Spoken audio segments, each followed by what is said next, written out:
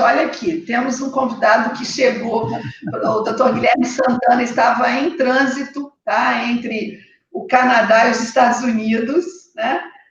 Enfrentou dificuldades aí para se conectar, mas ele chegou e eu acho que a gente ainda tem aqui mais um tempinho, né, Guilherme? Quero só de antemão te agradecer por você estar aqui.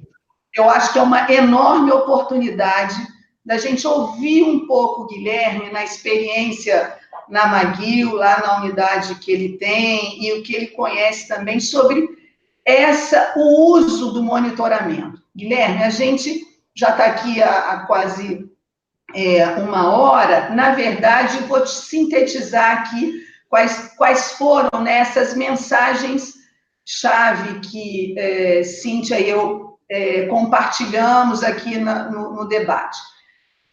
O monitoramento, aqui, principalmente no nosso contexto brasileiro, né, ele muitas vezes, na nossa formação e na nossa prática, é visto como estatística, algo que interessa para o administrador, para o gestor, né, algo como não sendo importante para a prática clínica, né. É claro que eu estou trazendo assim, um cenário meio homogêneo, que não é, né, assim, não é igual para todas as unidades, é algo que a gente vem amadurecendo e evoluindo muito, né?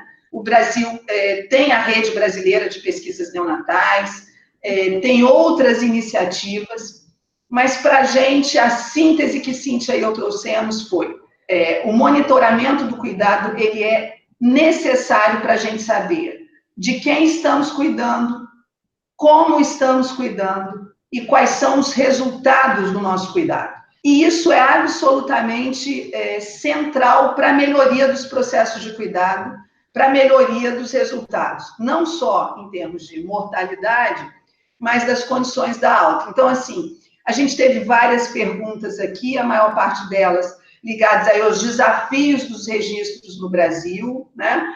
Aos desafios da construção dos bancos de dados. E eu acho que agora é um excelente momento para você falar um pouco da experiência na sua vivência profissional e do que você conhece de experiências bem-sucedidas, do uso dos dados na prática clínica. Você está conseguindo me escutar? Estamos. Tá, porque aparece um microfone aqui cortado.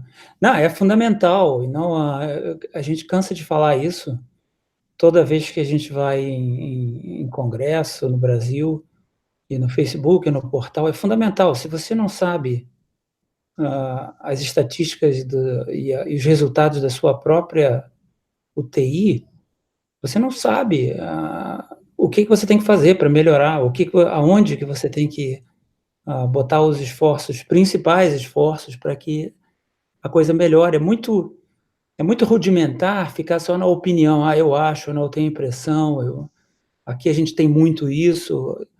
É muito comum a gente ir em lugares, eu visito outros lugares e outros países, as pessoas dizem, não, porque aqui a gente tem muito isso. Aí eu pergunto qual é a estatística, ninguém tem para dar a estatística. É uma impressão pessoal das pessoas. Então, o problema é que dá trabalho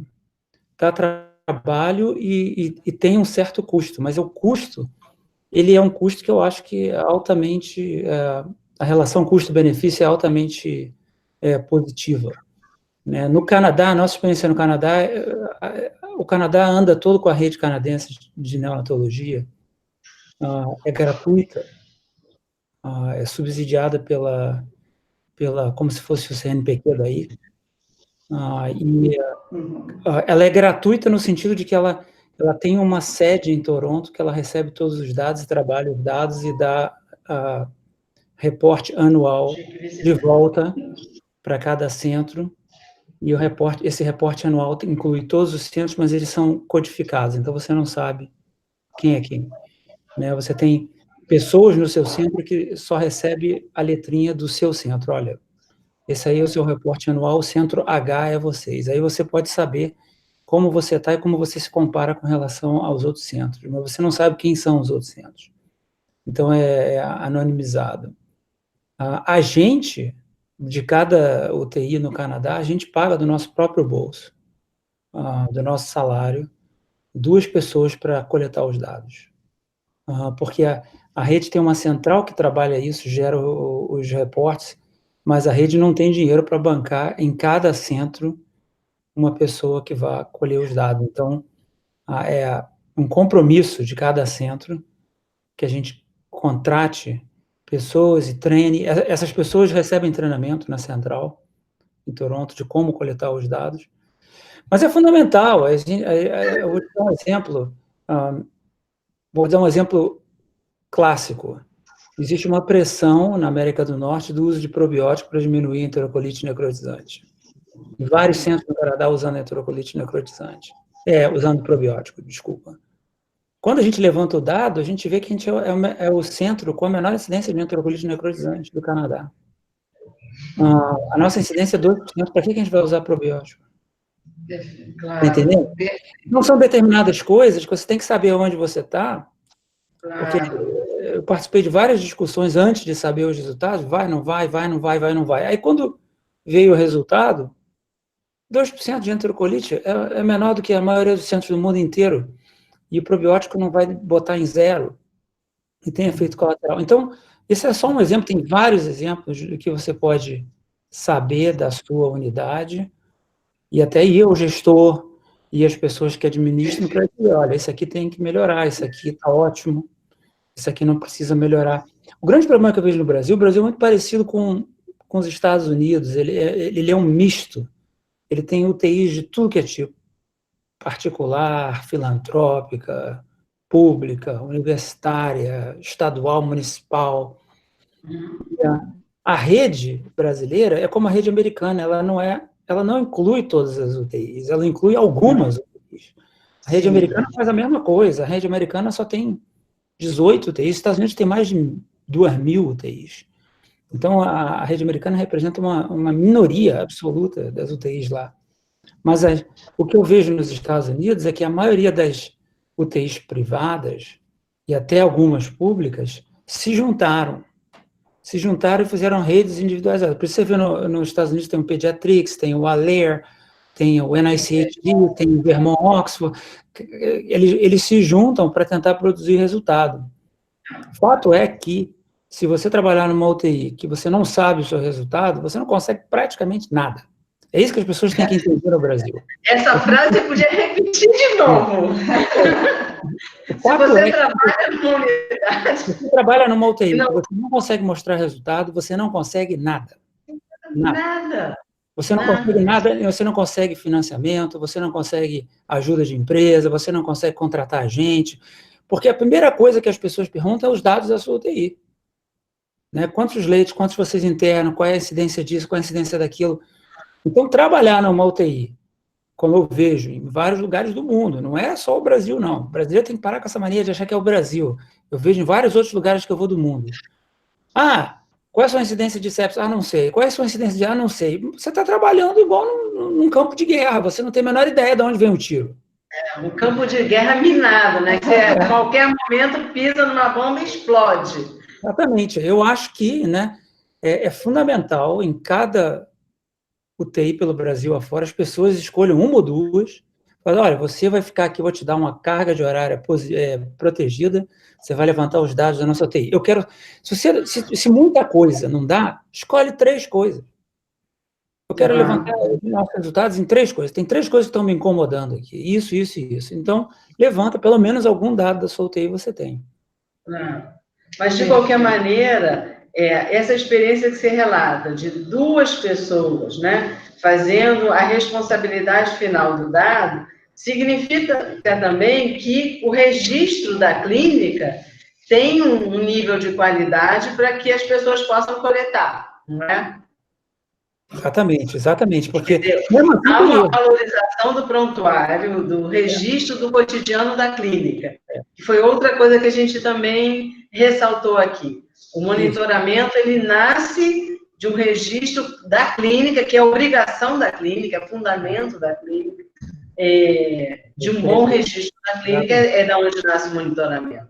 Você vê 2 pessoas num custo de uma equipe, de uma unidade média, que não tem poucas pessoas, tem muitas pessoas, é um custo absolutamente mínimo frente ao benefício, né? Eu acho que é essa coisa que a gente tem que ter muita clareza. Eu acho que, como política, a gente tem que ressaltar isso como uma contribuição à concepção de política aqui no Brasil também.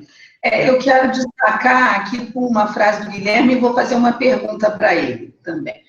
O que eu quero destacar é algo que talvez a gente não tenha se detido tanto, assim, antes do Guilherme entrar, que é, muitas vezes a gente conversa com profissionais absolutamente preocupados com sua estrutura de trabalho, com suas condições de trabalho, né?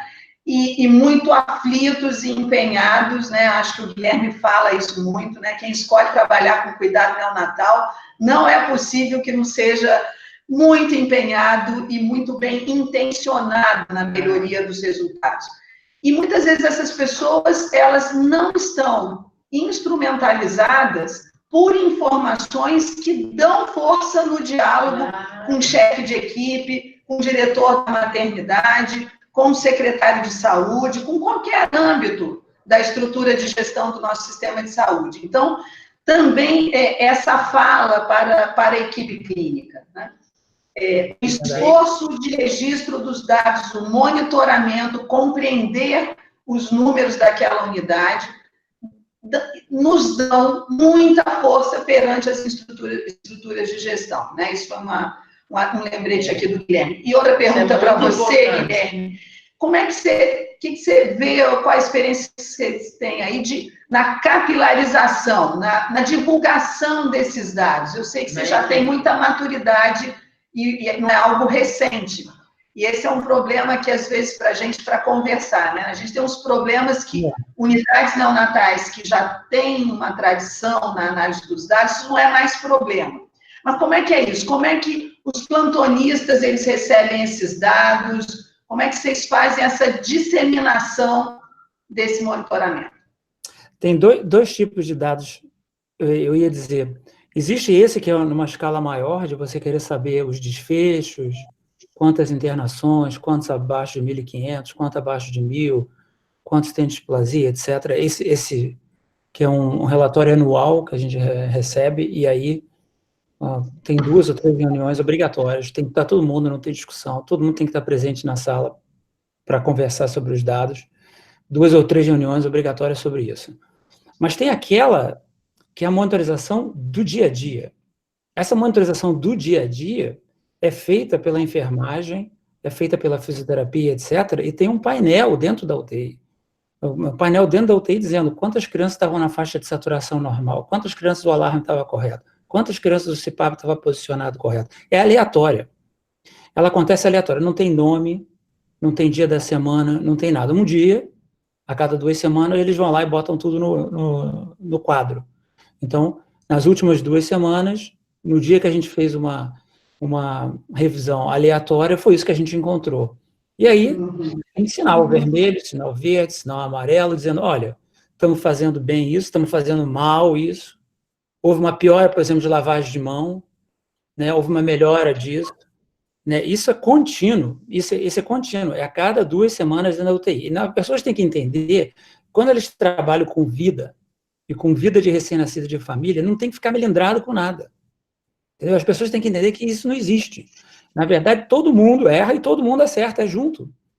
Se a coisa não está funcionando, é porque a culpa vem de todo mundo, não é só daquele camarada que está lá à noite. Se ele está lá à noite e ele fez um erro, é porque ele não recebeu a informação correta, é porque as pessoas que estavam em volta dele naquela noite não deram um alerta para ele, várias outras coisas. Então, raramente é uma coisa individualizada, entendeu? Então, não existe uma situação de ficar apontando o culpado. Pelo contrário, as discussões são todas assim, como nós, no nosso serviço, podemos melhorar. Como que a gente pode resolver isso? Como é que a gente pode... Quem pode participar aqui nessa ação para melhorar isso? Aí monta-se um grupo, o grupo faz, e depois o grupo tem que retornar o que aconteceu. Então, a experiência, a grande diferença é a gente corre atrás do resultado. Porque, como eu disse, se você não souber o seu resultado, você não sabe aonde você está. E 2, com o resultado na mão, não se encontra culpado. Não é uma busca bruxa. Entendeu? As pessoas não estão atrás dos... Pelo contrário, elas estão atrás de achar o problema, onde está o problema e como a gente pode resolver o problema. É sempre olhando para frente. Resolver isso. Não sei se é essa a sua pergunta. Não, exatamente essa. E quando você traz uma experiência bem de vida real, né? Assim, compreender que esse espaço de discutir coletivamente, esse espaço mais periódico, né? De discutir coletivamente, de analisar como é que a gente esteve no primeiro trimestre, no segundo, enfim. Isso é espaço de trabalho, ou seja, isso é carga horária de trabalho. Né? Eu acho que isso de trabalho. Também de trabalho faz parte da descrição do seu emprego, do job description, como eles falam aqui, faz parte, e é obrigatório. Essa é outra coisa. É obrigatório, você tem que saber sobre... Eu acho que essa questão da descrição do trabalho é uma das coisas que eu acho super relevante. Na medida que a gente, no Brasil, comece a dizer que participar do monitoramento e dos processos de melhoria do desempenho da unidade faz parte da carga horária, do que você está contratado, eu acho que a gente vai dar um grande passo. E aí, esse foi um passo que vocês, né, já conquistaram aí. E é possível fazer, né? É possível fazer. É uma questão de decisão gerencial. Exatamente. Esclarecida.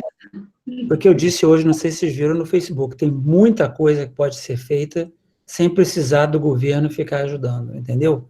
Tem muita coisa que pode ser feita por iniciativa própria, coisas simples, soluções simples. Não há necessidade de colocar a culpa na crise, entendeu? Claro. Perfeito. Então, Guilherme, a gente está, assim, mais uma vez, mega agradece. Não sei se você tem mais algum comentário para nos ajudar aí nesse debate. Senão, eu vou te dar um outro exemplo aí em Londrina. O pessoal estava dizendo, eu estava falando de CIPAP previne e tal, e falando de falha de CIPAP, as pessoas, não, porque a gente falha muito de CIPAP, porque a gente reutiliza as prongas ficam duras, porque a gente fica reutilizando. Eu falei, alguém já foi no administrador explicar qual é o problema de você ficar reutilizando, sangrar o neném, obstruir o neném, e aí ter que entubar? Ninguém levantou a mão. Você está entendendo? Não adianta você reclamar que a pronga é reutilizada se você não ensina o administrador do hospital o que isso significa. Foi o que eu disse às pessoas, você vai no administrador, eu fui saber o preço da pronga na Fanny. Custa R$17 uma pronga nova. Então você vai no administrador e diz a ele que se o neném entupir o nariz e falhar o CIPAP, porque ele não quis pagar R$17 para botar uma pronga nova, qual é o custo que vai ser uma intubação com ventilação mecânica mais uma semana, ou 10 dias, ou 20 dias, ou 30 dias? A morbidade, o trabalho para a enfermagem, o trabalho para a fisioterapia, bota esse custo todo aí. Tem dado na literatura mundial um dia de ventilação mecânica quanto custa, comparado com um dia de CIPAP. É isso que alguém tem que sentar e explicar para o administrador do hospital. Para isso você precisa do seu dado. Você precisa mostrar, olha, eu tenho tantos pacientes que falham CIPAP na minha UTI. A minha falha de CIPAP é maior. Eu acho que é por causa disso. Entendeu? Esse é um outro exemplo, simples.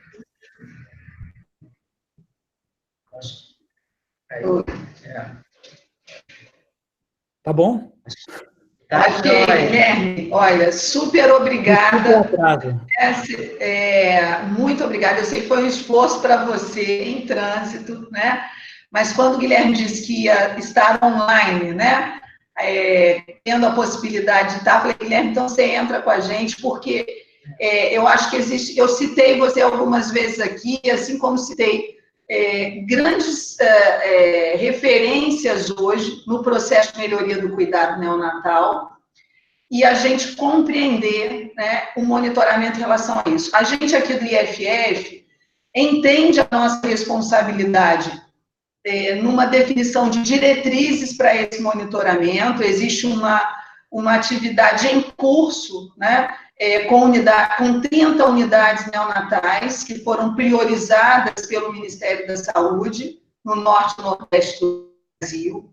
A gente está avançando numa ferramenta que seja mais adequada, e a gente está absolutamente aberto nos vários canais.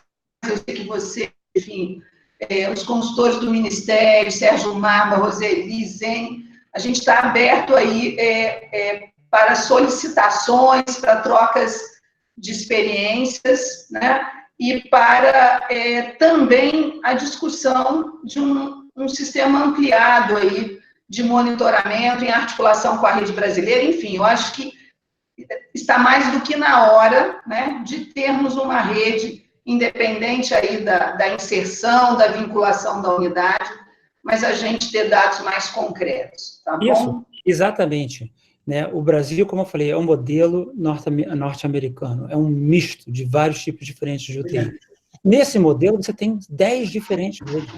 Você não precisa ter uma só. Entendeu? Você tem que ver a sua UTI se adequa melhor a qual dessas redes. A minha UTI se encaixa bem, por exemplo, essas que você está citando se encaixam bem no padrão do que você está bolando, do que você está planejando de ter. É isso que tem que ter. Se tiver 10 redes, não tem problema, contanto que você faça parte de uma delas. Eu acho que a mensagem, eu não sei quantas pessoas estão conectadas no momento, mas a mensagem, Maria, que nós, eu do meu lado, vocês do lado de vocês, estamos passando para o Brasil, para quem faz neonatologia, é que a gente está buscando soluções. A gente vai olhar para frente, a gente não está cansado de reclamar. A gente não quer ver, a gente quer andar para frente. Tem muita coisa que pode ser melhorada, mesmo se ninguém fizer nada, ninguém da gestão fizer nada, dá para a gente melhorar muita coisa. Então, chegou a hora de parar de reclamar, chegou a hora de andar para frente, e vai andar, e está andando, e tem muita coisa melhorando. E esse é o caminho, e eu espero que todo mundo, e pelo que eu vejo, é uma mobilização enorme de um monte de gente de todo o país, abraçando a causa. Não, nós vamos melhorar, nós estamos juntos, eu, Koala e vários outros exemplos. A gente não vai perder essa onda está indo e a gente vai continuar empurrando ela. Vocês do lado de vocês, eu do meu lado, nós juntos, e o Brasil inteiro pode fazer isso. Com certeza. Guilherme, mais uma vez, muito obrigado, e eu agradeço a todos que estiveram conosco, tá bom? Eu que agradeço. Obrigada, tchau. Tchau. E a gente encerra, então, esse encontro, a participação do Guilherme, e muitas discussões interessantes, e muitos desafios, e, com certeza, se a gente decidir fazer, muitas coisas boas surgirão. Ok. Terminamos.